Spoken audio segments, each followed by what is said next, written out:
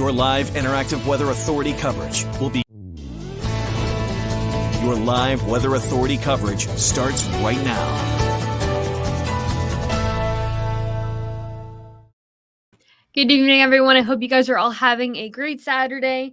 Hopefully you're staying dry with all the rain outside. That'll be the trend for the next 2 days, tonight into tomorrow. So let's pull the graphics in. We are tracking some storms for tomorrow that will lead to a weather-worn afternoon. So let's get right into it. If you're planning on dining out this evening, plenty of showers, temps to fall down to the low 60s. Lots of rain right now. That's actually a warm front ahead of a cold front that we'll see for tomorrow. So the warm front bringing some showers to the region, some heavier downpours further inland up near Somerset County.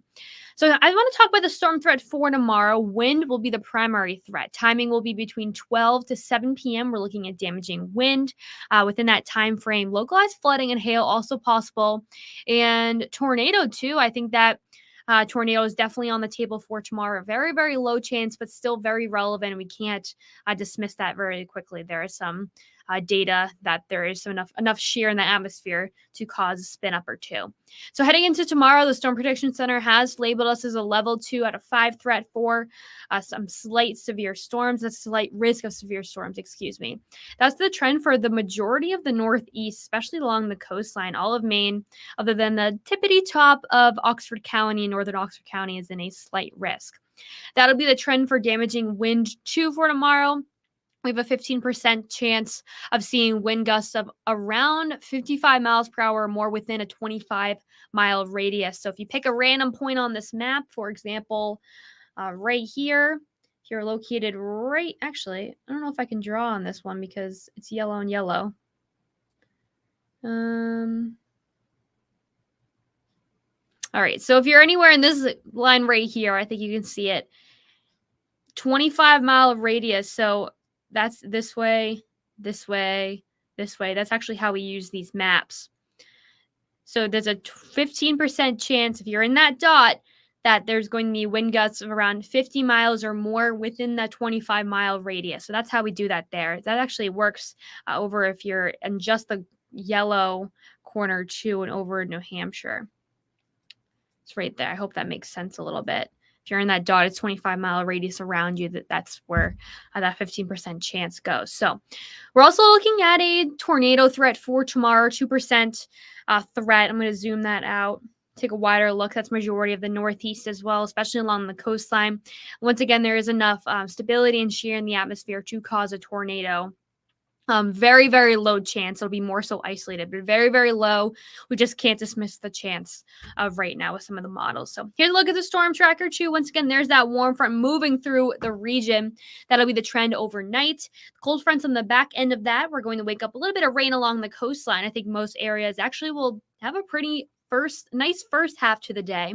You also notice the humidity will return for tomorrow. It'll be very, very muggy for tomorrow. Temps in the mid 80s, some areas even the upper 80s. And that cold front will begin to move on through. All that sun you'll most likely see in the morning hours, early afternoon, just around lunchtime. That actually will fuel the atmosphere and it'll give the atmosphere a little juice to have some convection. That will form those showers and storms. So heavier showers and storms will move through the region towards the afternoon. Once again, the timing is 12 to 7 p.m. So here's a closer look at our storm tracker. Winds are from the south. Overnight, that'll be the trend. We'll shift from the southwest, for tomorrow morning. So I think that we may start off pretty good. It'll feel muggy. You'll see a lot of sun to start off the morning. Temps are going to be in the upper 70s, low 80s by the 10 o'clock hour. And then that cold front will begin to make its way through. Southern New Hampshire has a really good chance of seeing some strong to severe storms along the coastline too. Up near the mountains, it'll work its way this way. Let me draw it out for you. This front will make its way down to the coastline. I think that'll be in the Portland metro area along the coastline, the cold front towards the evening hours. So around 2 o'clock, we're looking at some storms just north past of Augusta near central Maine. Seems to be a hot spot too. I'll probably be on here tomorrow afternoon tracking these storms too. They'll begin to move out, though, after dinner time. Not all the storms that you're seeing on this radar right now will be active for tomorrow. Sometimes ahead of cold fronts is It's a term called a prefrontal trough, and sometimes storms can pop up along that. So we could see some storms earlier in the day tomorrow, depending on how much sun we get. Thankfully, though, Monday's looking pretty good, and that'll be the trend too. Most areas will see between a half an inch to an inch of rain.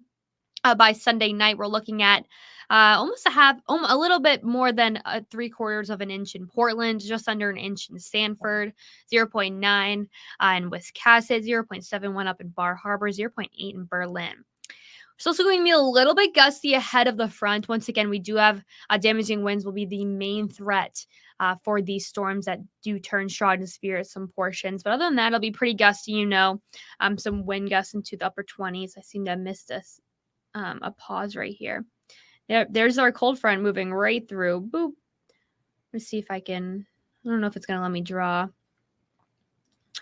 Right here. Here's our cold front. Watch that line when I hit play. Moves right through. So here's a better thing. Boop, that's our cold front. So we're looking at, once again, storms to pop up ahead of that cold front. So once again, dew points, very, very muggy for Sunday. Monday, Tuesday, and Wednesday, we're looking more so pleasant categories, starting to get humid as we head towards Wednesday and Thursday of next week. Thursday is the 4th of July. It'll be muggy and warm on the 4th. So here's a look at the 7-day Weather Authority forecast once again. Showers and storms for Sunday, leading to a weather warning. After that, though, looking very, very dry. A dry and comfortable start to the week. It starts turning a little bit uncomfortable with those dew points, but still overall pretty enjoyable. More clouds begin to move in on Friday. Our next weather maker will be next Saturday. So the week is looking pretty good. I know some people have vacation off too. So let's check out some of your comments right now.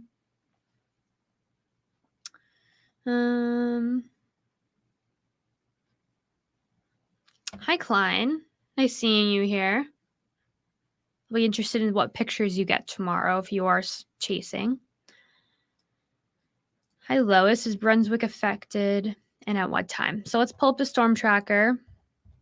Mostly everywhere that in western Maine, southern New Hampshire will be affected.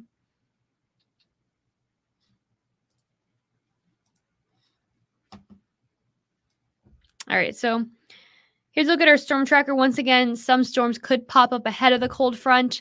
I think Brunswick more so towards the early afternoon could see some rain, and then storms really begin to pick up around 5, 6 o'clock in the Brunswick area.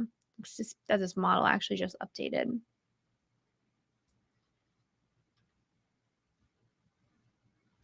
All right, so I'm going to hop off now. Thank you guys for watching. There's still a lot of you on. We'll have another update coming up tonight on Fox 23 at 10 and then CBS 13 at 11. I'll be here tomorrow again to track out some storms, hop on the live stream in case anything becomes severe. So thanks everyone for watching. Have a wonderful rest of your weekend.